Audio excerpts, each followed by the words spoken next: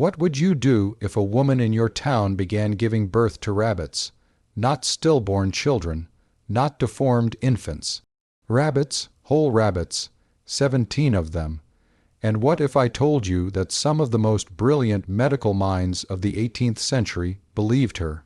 Welcome to this journey into one of the most bizarre medical hoaxes in history, but before we descend into this warren of deception, madness, and desperate ambition, I need you to ask yourself, how far would you go to escape poverty, to gain attention, to matter in a world that treated you as invisible?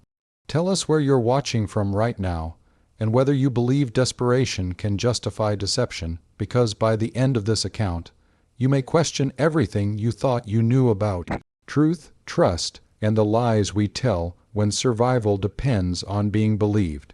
In the archives of colonial medical records, there exists documentation that defies all biological possibility, sworn testimonies from respected physicians, detailed drawings by medical illustrators, and witness statements from dozens of people, all describing the same impossible thing: a woman giving birth to rabbits. Not once, not twice, 17 times over the course of several months in the year 1726. We're about to delve into a mystery that scandalized 2 continents, where one woman's elaborate deception fooled royalty, destroyed reputations, and revealed something far more disturbing than fraud.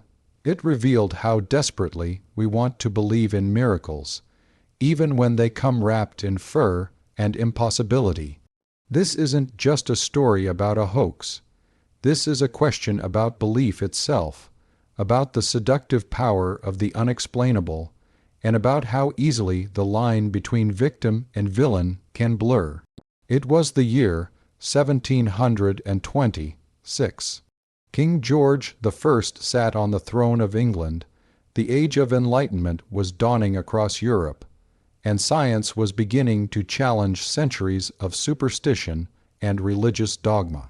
But in the remote corners of England, in places that felt more Appalachian than European, where poverty crushed hope and desperation bred strange solutions, one woman was about to prove that even in an age of reason, people would believe anything if the story was compelling enough. The town of Godalming in Surrey, England, in 1726, bore a striking resemblance to the isolated Appalachian communities that would emerge a century later in America. Nestled in a valley where mist clung to the ground like something living, where the wealthy in London might as well have existed on a different planet, this was a place where poverty wasn't just an economic condition, it was a physical presence, a weight that pressed down on your shoulders from the moment you woke until you collapsed into fitful sleep.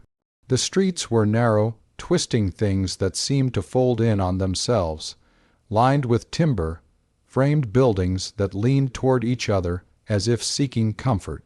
The smell, that's what visitors noticed first. Not the pleasant scent of hearth fires or baking bread, but something earthier, more organic. The smell of too many people living too close together, of chamber pots emptied into streets, of poverty that had fermented into something you could taste on your tongue. Here, in houses where entire families shared single rooms, where winter cold penetrated walls with vicious persistence, where hunger was as common as breathing, people lived lives of quiet desperation, punctuated by brief moments of joy or scandal that became the currency of survival. News traveled slowly from London, arriving weeks late, already transformed by retelling into something more legend than fact. The social hierarchy was brutal in its simplicity. There were those who owned land, those who worked it, and those who had nothing. No land, no prospects, no future beyond the endless repetition of another day exactly like the last. Women, especially poor women, occupied the lowest rung of this ladder. Their bodies were tools for labor and reproduction, their thoughts and desires irrelevant to anyone with power.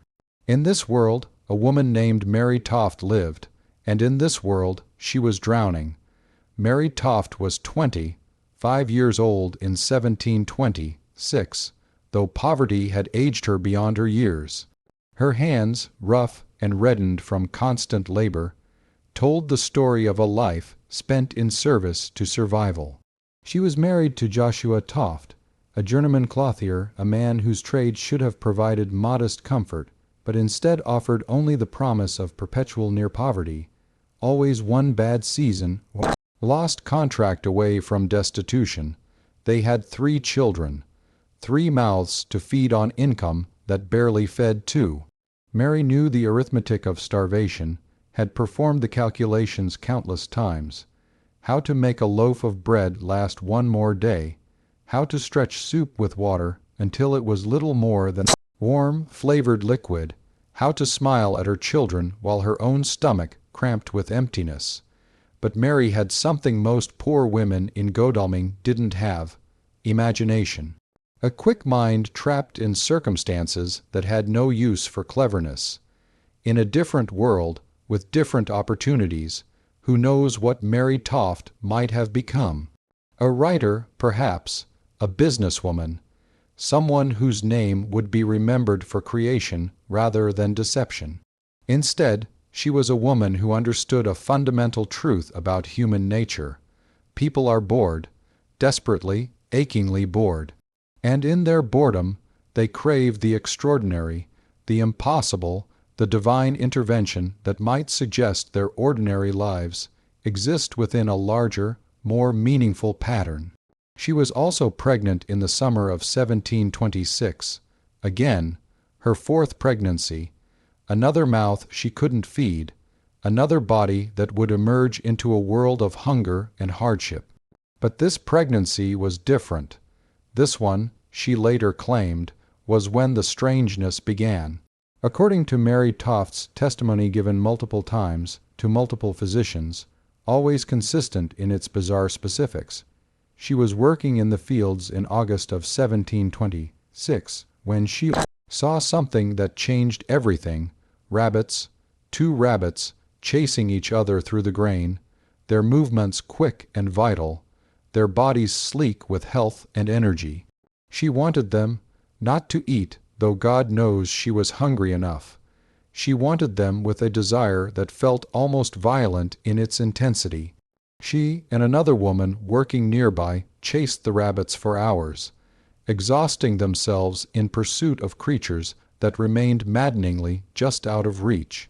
They never caught them, and Mary, months pregnant and weakened by malnutrition, returned home that evening feeling something she would later describe as a change within her womb.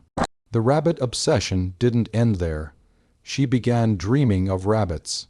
Vivid, intense dreams where rabbits surrounded her, where she could feel their fur against her skin, where their movements became her movements. She developed what she called strange longings, cravings for rabbit that went beyond normal pregnancy desires into something that felt pathological, consuming. Then, on September 27, 1726, Mary Toft went into labor. Not full labor. She was only in her 5th month of pregnancy. What should have been a tragic miscarriage became something else entirely. Because according to Mary, according to her husband Joshua, and according to the midwife Anne Toft who attended her, she gave birth to animal parts. Not a fetus, not a malformed child, animal parts, specifically rabbit parts. The first delivery, they claimed, consisted of 9 pieces that appeared to be the innards of a cat and a rabbit. The midwife, Anne Toft, who was also Joshua's mother, examined these pieces with growing horror and confusion. They were real, they were organic, they were impossible, but this, Mary insisted through gritted teeth as another wave of contractions seized her, was only the beginning. Over the following weeks, Mary Toft's impossible deliveries continued. According to the testimonies collected by John Howard, a local surgeon who became the first medical professional involved in the case, Mary gave birth to parts of 17 rabbits between September and November of 1726. Not whole rabbits, not initially. The first deliveries consisted of parts, legs, organs, heads separated from bodies. Each delivery was accompanied by the theatrical signs of labor, contractions, pain, the physical evidence of something emerging from a woman's body through the birth canal. And each time, witnesses watched in horror and fascination as Mary produced the impossible.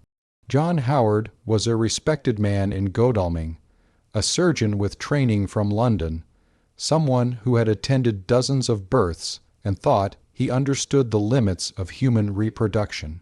When he was first called to examine Mary Toft, he arrived skeptical. Another poor woman with another tragic miscarriage, perhaps complicated by infection or physical trauma. What he witnessed instead shattered his understanding of medicine, biology, and the natural order of the universe. Howard documented everything with the precision of a man trying to convince himself he wasn't going mad. He described the texture of the tissue, the formation of the bones, the unmistakable characteristics of rabbit anatomy. He consulted his medical texts, searching for precedents, for any documentation of maternal impression. The theory that a pregnant woman's thoughts and experiences could physically alter her developing child. Maternal impression was a real medical theory in the 18th century, believed by many educated physicians. The idea was simple. If a pregnant woman was frightened by a fire, her child might be born with burn marks. If she craved strawberries, the child might have strawberry-colored birthmarks. But this was maternal impression taken to an impossible extreme. This wasn't a mark or a resemblance, this was actual transformation, a human fetus becoming rabbit parts. And Howard, despite his training, despite his rational mind, began to believe. Word of Mary Toft's impossible deliveries spread through Godalming like fever, jumping from house to house, from tavern to church, transforming with each retelling until the entire town vibrated with a mixture of horror and exhilaration. Finally, something was happening. Finally, their forgotten corner of England mattered. John Howard, recognizing that this case was far beyond his expertise and potentially his sanity, sent word to London. He needed confirmation from physicians more experienced, more educated, more certain than he could ever be. Because if Mary Toft was truly giving birth to rabbits, it wasn't just a medical curiosity, it was a theological crisis. It was evidence that God was still actively intervening in the natural world, that miracles were possible, that everything the age of reason claimed to understand about biology was fundamentally wrong, or it was a hoax so elaborate, so convincing, that it had fooled everyone who witnessed it. The first physician to arrive from London was Nathanael St. Andre, surgeon and anatomist to the royal household. St. Andre was ambitious, perhaps too ambitious. He had connections to King George I, had performed surgeries before nobility, had built a reputation as someone at the cutting edge of medical science. A case like Mary Toft's could make his career legendary, could cement his name in medical history as the man who documented proof of divine intervention in human reproduction. He arrived in Godalming in November of 1726, accompanied by Samuel Molyneux, secretary to the Prince of Wales, and an amateur scientist with a fascination for the unexplained. Together, they represented the highest levels of English society and science, come to investigate a poor clothier's wife in an unremarkable town. What they found exceeded their wildest expectations or their worst fears, depending on perspective. Mary Toft understood, with the instincts of a born performer, that timing was everything. She couldn't simply produce rabbit parts on demand. That would seem too convenient, too rehearsed. No, she had to make them wait. She had to build anticipation. She had to perform labor with such convincing agony that no one could doubt the reality of what they were witnessing. When St. Andre and Molyneux arrived at the Toft home, a modest building that smelled of poverty and something else, something organic and wrong, they found Mary in bed, surrounded by witnesses. Her husband Joshua stood in the corner, his face a mask of worry that could have been genuine concern or carefully practiced theater. Anne Toft, the midwife, hovered near Mary's side, ready to receive whatever impossible thing emerged next. The room was hot despite the November cold outside, heated by too many bodies pressed too close together, by the fire burning in the hearth, by the collective fever of belief and skepticism warring in every observer's mind.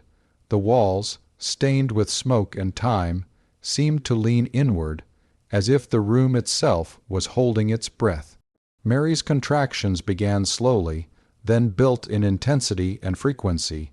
She moaned, low and guttural. She gripped the bed sheets with white, knuckled hands.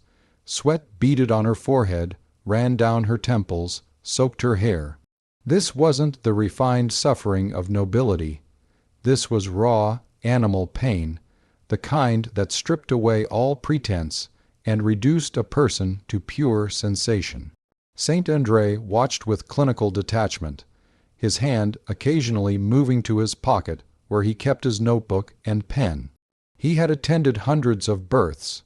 He knew the signs, the rhythm of contractions, the physical changes in a woman's body as labor progressed, the subtle shifts that indicated delivery was imminent.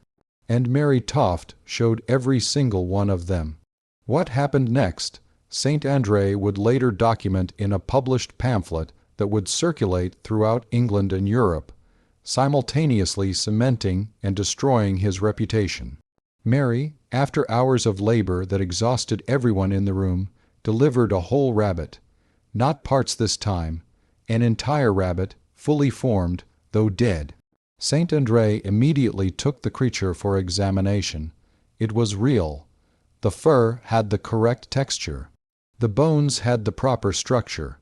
The organs, when he performed a necropsy, showed all the expected anatomy of a rabbit. But there were anomalies, disturbing details that should have raised immediate red flags, but instead seemed to confirm the miracle. The rabbit had no food in its digestive system. Its lungs showed no evidence of having breathed air. It was, in every testable way, a rabbit that had never lived outside a womb, except that womb had been human, and that was impossible. Unless it wasn't. News of St. Andre's confirmation reached London faster than his journey back to the city. By the time he arrived to present his findings to the royal court, Mary Toft had become the subject of intense speculation among the nobility. King George I himself expressed interest, not quite belief, but the kind of fascination that comes from being perpetually bored by the ordinary concerns of ruling an empire. The king wanted Mary Toft brought to London, not as a criminal, but as a phenomenon, a curiosity to be studied by the finest medical minds in England. If this was real, it had implications that reached far beyond medicine into theology, philosophy, the very nature of creation itself. And if it was fraud, well, that too would be interesting to uncover.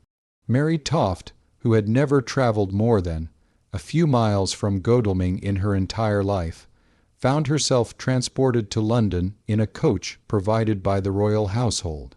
Think about that journey for a moment.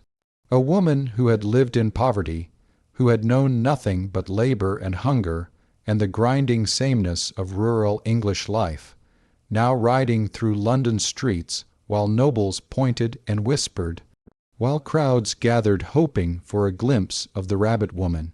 She was installed in a bagnio, a public bathhouse that also served as lodging, in Leicester Square, one of London's most fashionable addresses. For the first time in her life, Mary Toft had enough food to eat, comfortable bedding, warmth in winter. She was attended by servants, visited by physicians, treated with a deference that must have felt surreal. But she was also a prisoner. Guards were posted outside her door, ostensibly for her protection, but really to ensure she couldn't escape before being thoroughly examined. Because belief and skepticism existed in equal measure among London's elite, and several physicians had already begun questioning the physical possibility of St. André's claims. Sir Richard Manningham was everything St. André wished to be, but with the added advantage of genuine skill and respected reputation. As one of London's most prominent midwives, male physicians who had begun encroaching on the traditionally female domain of midwifery, Manningham had delivered hundreds of babies and understood human reproduction as well as 18th century medical knowledge allowed, and he thought the rabbit births were complete nonsense. Manningham approached Mary Toft's case with the methodical skepticism of a true scientist. He began by examining the rabbits themselves, the specimens that St. André had preserved and documented. What he found disturbed him not because they were impossible, but because they were too ordinary. These weren't mystically transformed fetuses. These were common rabbits, the kind you could buy at any market in London. More damning, some showed evidence of having been dissected while alive, their bodies showing cuts and injuries that suggested human intervention. Others had fragments of straw and dirt in their fur details that made sense if they'd been kept in hutches or fields, but made no sense if they'd been gestating in a human womb. But Manningham didn't simply announce his skepticism. He had to prove it, and proving fraud required catching Mary Toft in the act of deception. He arranged for 24-hour surveillance. Guards were posted outside Mary's door with instructions to note every visitor, every delivery of food or supplies, every moment when she might have access to rabbit parts.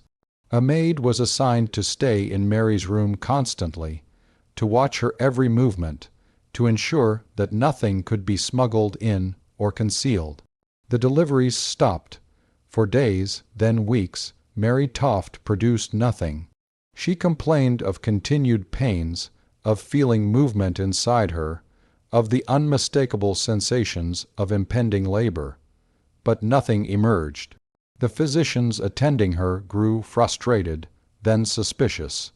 St. André insisted they simply needed to wait, that forcing labor could be dangerous.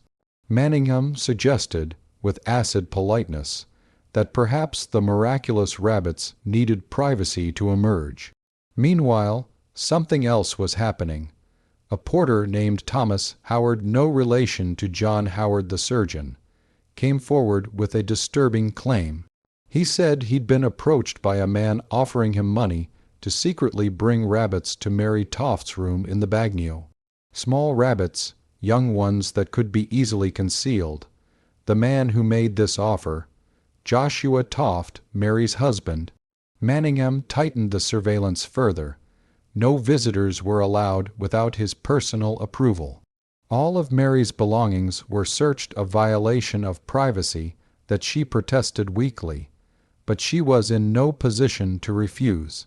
They found nothing, no rabbit parts, no tools for concealment, no evidence of the fraud Manningham was certain existed. But he had one more card to play. Manningham arranged for Mary to be told that she would undergo a surgical procedure. Nothing dangerous, he assured her, just an exploratory examination to better understand the miraculous changes in her womb.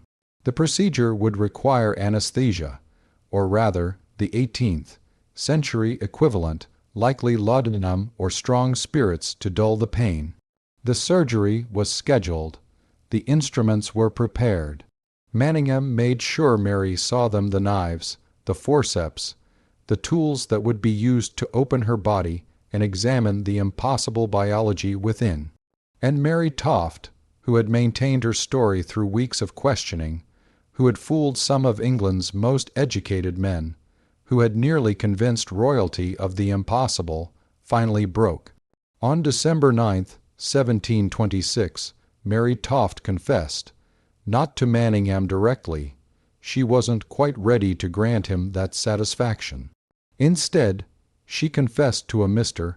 John Cost, described in contemporary accounts as a justice of the peace for Surrey, who had traveled to London specifically to investigate allegations of fraud. The confession, when it came, was both mundane and horrifying in its details. Mary admitted that she had never been pregnant with rabbits, never experienced divine intervention or miraculous transformation. The entire spectacle had been an elaborate, carefully orchestrated fraud involving multiple conspirators and months of preparation. The scheme worked like this. Mary would fake the symptoms of labor, something she knew intimately from 3 previous genuine pregnancies. While she performed this theater of pain, rabbit parts would be secretly inserted into her birth canal by either her mother-in-law Anne Toft or, occasionally, by Mary herself. The parts came from rabbits that Joshua purchased from local markets, or that were caught by neighbors who had been told they were for eating. The rabbits were prepared, killed, dismembered, sometimes with specific organs removed or arranged, then kept until the moment of delivery. The trick was in the insertion. Mary would claim to need privacy for the most intimate moments of labor, would arrange her body under sheets in ways that obscured direct observation, would use the natural chaos and modesty of childbirth to conceal the substitution. But why? Why endure this deception, risk exposure, perform something so elaborate and impossible? The answer, Mary insisted, was poverty. She and Joshua had been desperate. Another child meant another mouth they couldn't feed. When the initial miscarriage occurred in September, a genuine medical event, and the midwife Anne Toft suggested they might be able to use the tragedy to gain assistance, the plan emerged organically. If Mary was experiencing something miraculous, people would pay attention, they would offer help. The local gentry might provide charity. At worst, they'd be infamous. At best, they'd be comfortable. What they never anticipated was how completely their story would be believed, how high the deception would climb, how the greatest medical minds of England would examine their fraud and declare it truth.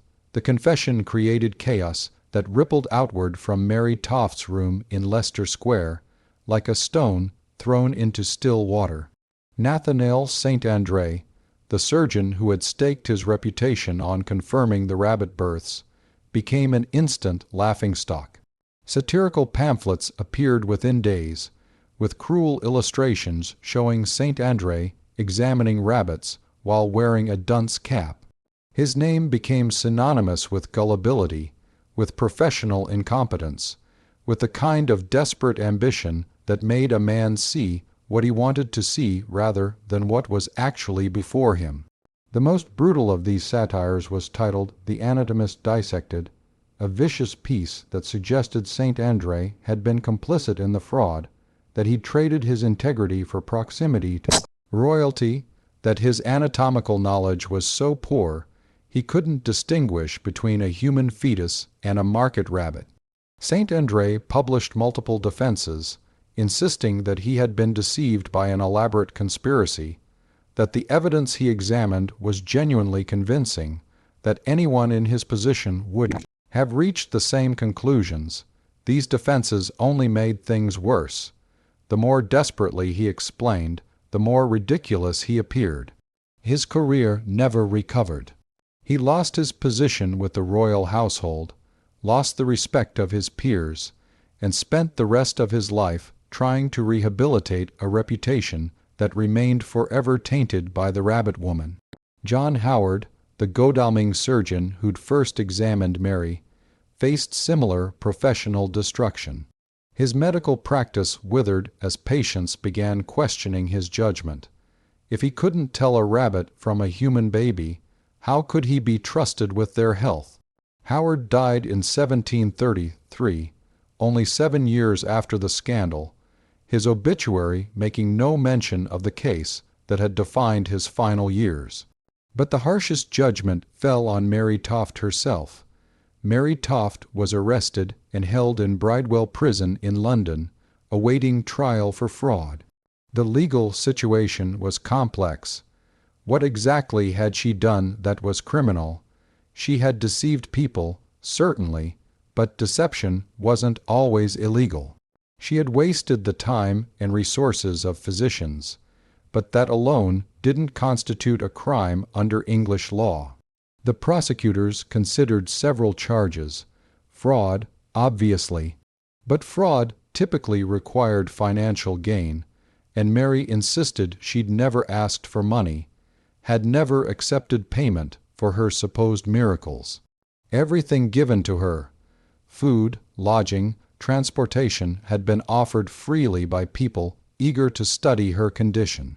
Some suggested charging her with conspiracy to defraud the crown, since King George himself had taken interest in the case. Others proposed charges related to public nuisance or blasphemy, the argument being that faking divine intervention was an offense against God and the Church. In the end, no charges were filed. The prosecutors couldn't agree on what law Mary had actually broken. More significantly, pursuing a trial would have required testimony from St. Andre, Howard, and other prominent men who had been deceived. These men had no interest in publicly reliving their humiliation in a courtroom where their gullibility would be examined in excruciating detail. There was also the matter of public sentiment. While the educated elite mocked Mary Toft and the physicians she'd fooled, common people viewed her differently. Here was a poor woman who had made fools of wealthy doctors, who had briefly commanded the attention of royalty, who had proven that poverty didn't mean stupidity. In some corners of London, Mary Toft was a folk hero.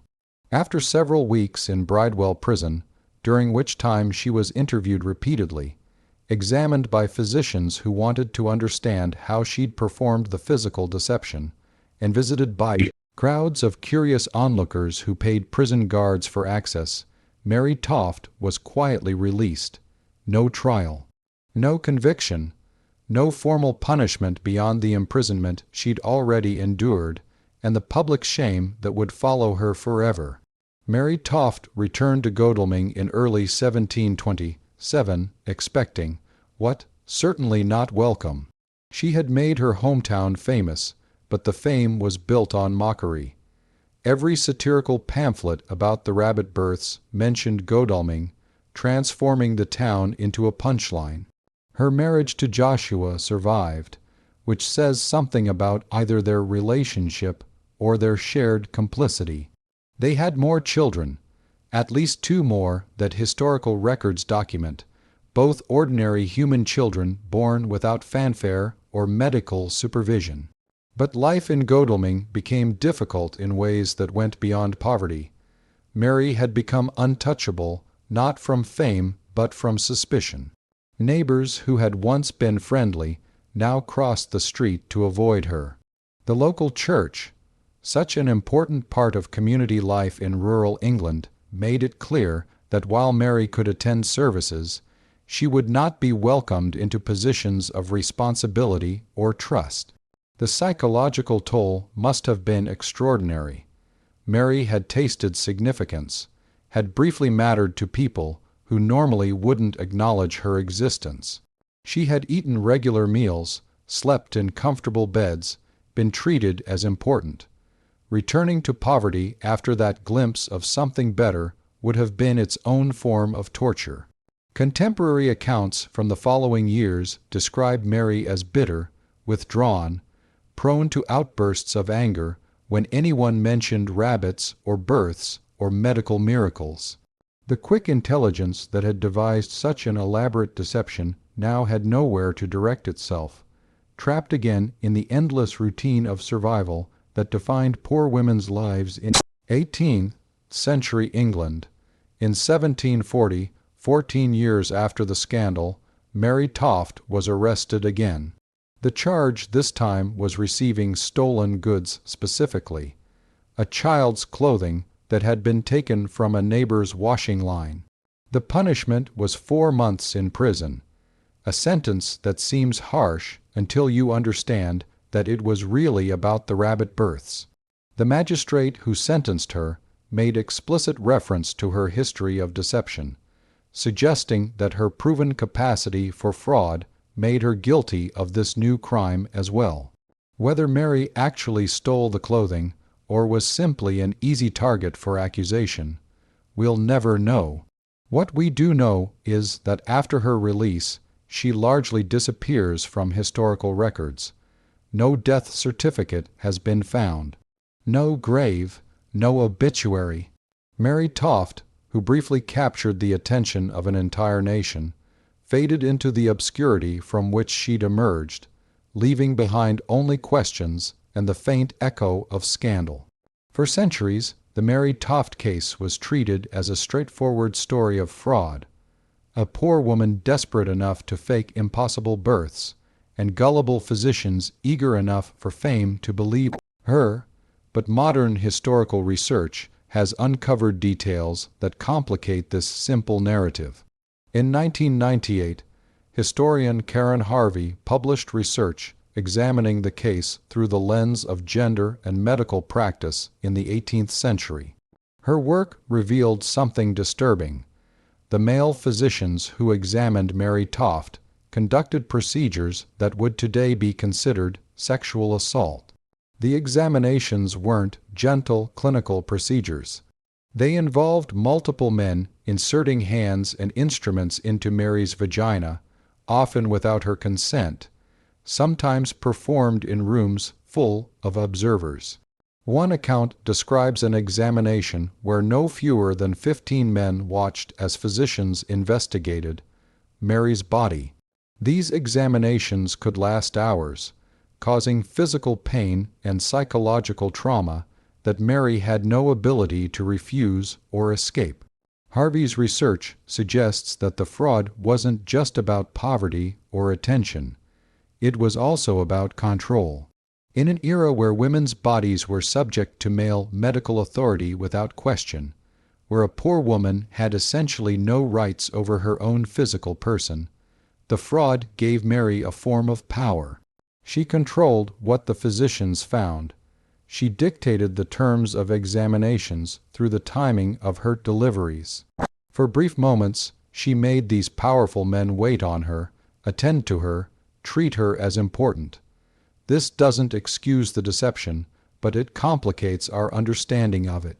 Mary Toft wasn't just a con artist. She was a woman using the only tools available to her, her body, her imagination, her willingness to endure pain, to briefly transcend the circumstances that trapped her. Additional research in the early 2000s uncovered another disturbing possibility, that some of the physicians involved may have known or suspected the fraud was occurring, but chose to support it anyway. Saint Andre, especially, showed signs of willful blindness that go beyond simple gullibility. Why would a trained surgeon support what he suspected might be fraud?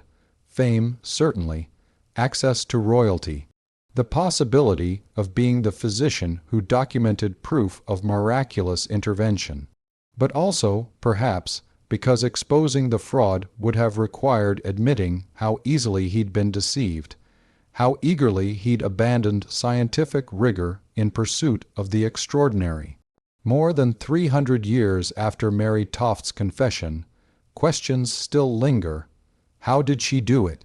The physical logistics of inserting rabbit parts into her own birth canal without detection, while performing convincing labor, while under observation by trained medical professionals, coordination required seems almost as impossible as actual rabbit births. Some modern researchers suggest she may have used primitive tools, perhaps something like a speculum made from wood or metal, to assist with insertion. Others propose that the examinations were less thorough than physicians claimed, that modesty and the chaos of perceived labor created more opportunities for deception than the official accounts. Admit, was she alone in the conspiracy? Joshua Toft and Ann Toft were clearly involved, but were there others?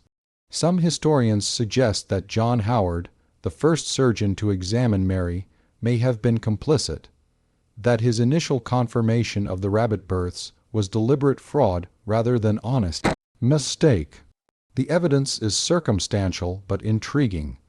Howard benefited financially from the attention the case brought, and his subsequent behavior shows a level of defensiveness that might indicate guilt rather than mere professional embarrassment. What happened to the other conspirators? Ann Toft disappears from records after the confession. Joshua Toft remains in Godalming, continues his work as a clothier, but like Mary, he becomes a social pariah. Did they regret the fraud? Did they laugh about it privately, proud of how completely they'd fooled the educated elite? We'll never know. Perhaps these questions are meant to remain unanswered. Perhaps the not knowing is part of what makes the story endure. The sense that there are layers of truth we haven't yet uncovered, secrets that died with Mary Toft and her co-conspirators. The story of Mary Toft remains one of the strangest chapters in medical history, not because of what happened, but because of what it reveals about belief, authority, and the desperate measures people take when trapped by circumstances beyond their control. Mary Toft fooled multiple physicians, deceived the nobility, and nearly convinced an entire nation that biological impossibility was occurring before their eyes. She did this without education, without resources, with nothing but desperation, imagination, and a willingness to endure physical violation for the possibility of escape from poverty. The physicians who examined her, educated men with access to the best medical knowledge of their era, saw what they wanted to see. St. Andre wanted fame. Howard wanted significance. Even the skeptics like Manningham wanted the satisfaction of exposing fraud, of being the smartest person in the room. Everyone involved was looking for something, and in that collective wanting, truth became secondary to narrative. But here's what haunts me about this case, what keeps it relevant nearly 3 centuries later. Mary Toft was both perpetrator and victim. She committed fraud, yes. She deceived people, wasted resources, exploited the natural human desire to believe in miracles.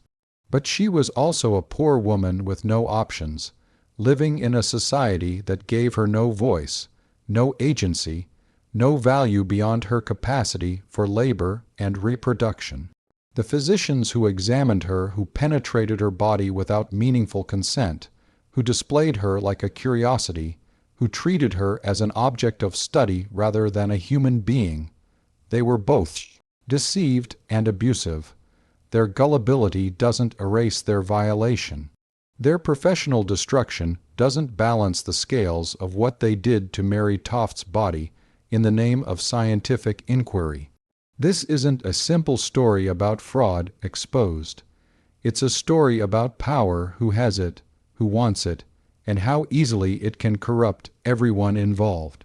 In 18 months, Mary Toft experienced the full spectrum of human attention: mockery, awe, medical violation, imprisonment, and finally, dismissive obscurity. She lived in an era that had no safety net for poor women, no social services, no options beyond marriage, prostitution, or starvation. And when she found a fourth option, deception, she was punished not just for the fraud itself, but for having the audacity to make fools of her betters. The male physicians emerged from the scandal humiliated, but ultimately able to continue their lives and careers, even if damaged. St. Andre published books. Howard maintained his medical practice until his death. They had options, resources, the ability to rebuild.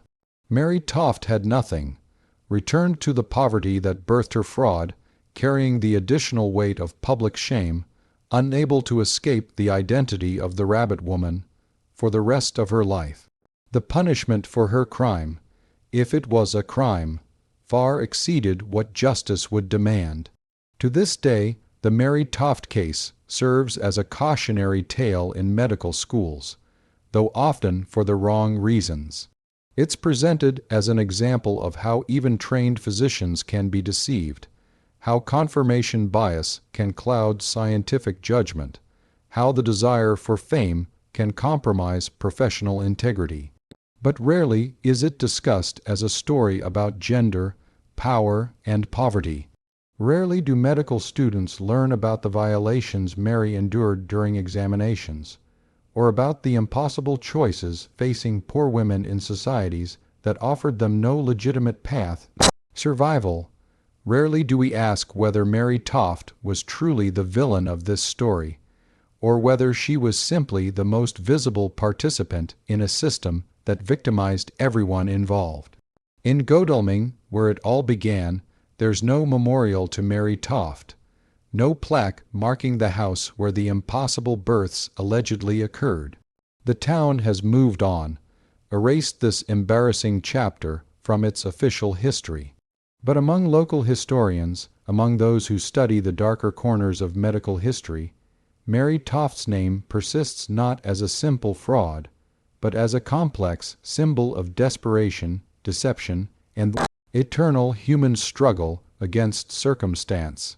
And sometimes, when researchers dig through archives of 18th century medical documents, they find small details that never made it into the official accounts.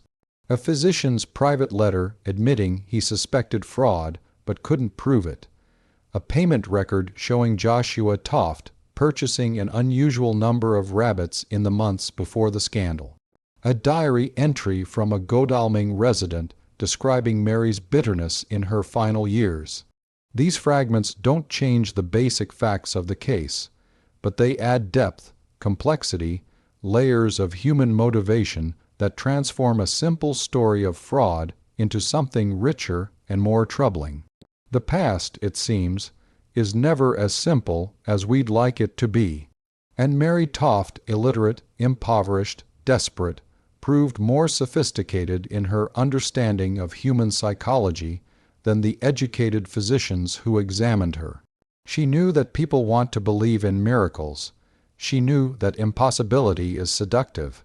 She knew that in the gap between what we see and what we want to see, truth becomes negotiable.